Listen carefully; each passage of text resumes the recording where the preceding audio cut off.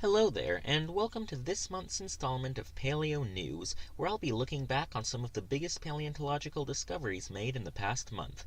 This month is April 2019, so let's get started.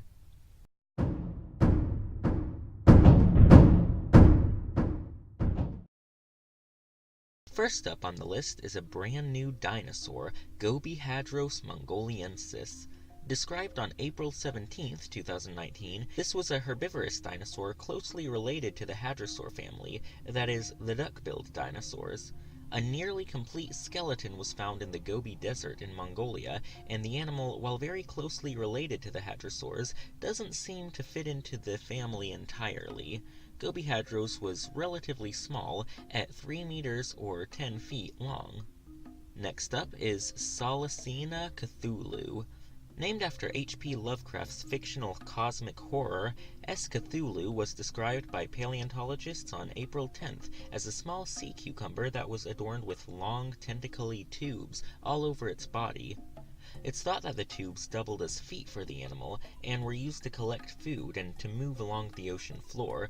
The animal was so named because its tentacled form reminded the scientists of the face of the giant monster Cthulhu, even though the creature itself was only a few centimeters long.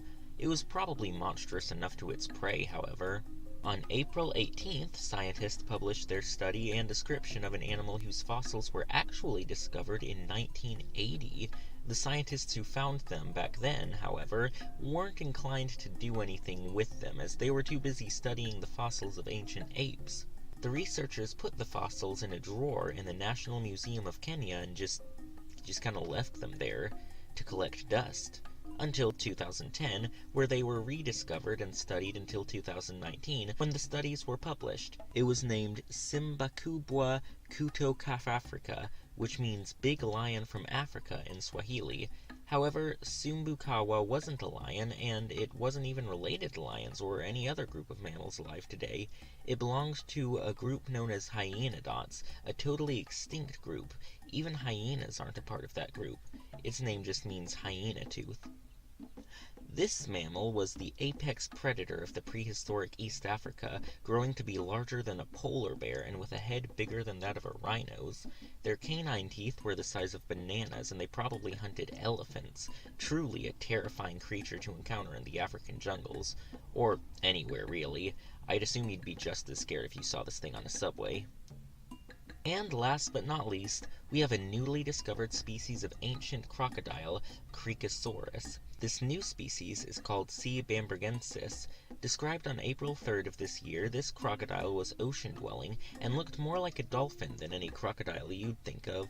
It had a long, thin snout and fins and flippers instead of legs.